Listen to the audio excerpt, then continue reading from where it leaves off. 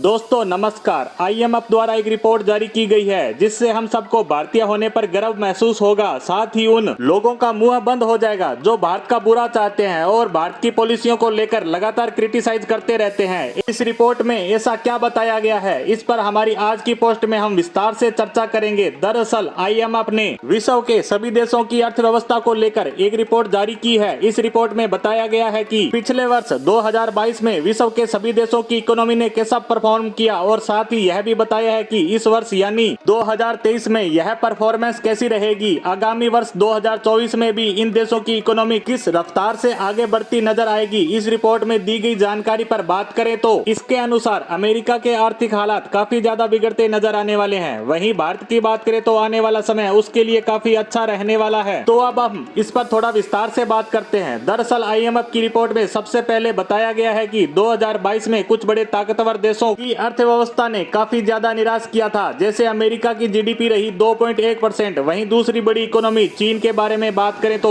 इनकी जीडीपी 3% रही। दुनिया की तीसरे नंबर की अर्थव्यवस्था जापान के हालात तो इनसे भी बुरे थे, उनकी जीडीपी रही 1.1%। जर्मनी की बात करें तो यह जीडीपी 1.8% रही। अब बात करें विश्व की 5वें नंबर की अर्थव्यवस्था यानी भारत की, तो यह बेहद ही अप्रत्याशित रही जो कि 6.8% थी। पूरे विश्व में एक ही देश ऐसा रहा जिसने हमें पीछे छोड़ा है और वह है सऊदी अरेबिया। उनकी जीडीपी 8.7% रही। इनकी जीडीपी इतनी अधिक रहने का कारण तेल की कीमतों में हुई बेतहाशा वृद्धि को बताया जा रहा है। वैसे यह ज्यादा बड़ी अर्थव्यवस्था वाला देश नहीं है क्योंकि इनकी इकोनॉमी 600 से 700 बिलियन के लगभग है, जबकि भारत की 3.5 ट्रिलियन। वैसे सऊदी अरेबिया की यह ग्रोथ स्थायी नहीं है। वहीं अब 2023 की बात करें तो आईएमएफ की रिपोर्ट के अनुसार इस वर्ष के 4 महीने निकल चुके हैं। इस हिसाब से देखा जाए तो भारत की जीडीपी 5.9 रहने की संभावना है। वहीं अमेरिका की बात करें तो इनके हालात तो पिछले साल से भी बुरे रहने वाले हैं। इनकी जीडीपी रहेगी 1.6%। वहीं जर्मनी तो इनसे भी बुरे हालातों में जाता नजर आ रहा है, उसकी जीडीपी -0.1%। वहीं इनसे आगे बात करें तो ब्रिटेन -0.3%। चीन की जीडीपी में यहाँ सुधार होता नजर आएगा, जहाँ यह पिछले साल 3% थी जो अब बढ़कर 5.2% रहेगी। इन सबसे ऊपर बात करें तो भारत की जीडीपी विश्व में सबसे ज्यादा रहने वाली है। वहीं पिछले साल के नंबर 1 पर रहने वाले सऊदी अरेबिया की बात करें तो जहां उसकी जीडीपी पिछले साल 8.7% थी जो इस वर्ष काफी ज्यादा घटकर 3% रह जाएगी। यानी तेल की कीमतों के बढ़ने का असर अब खत्म होता नजर आएगा।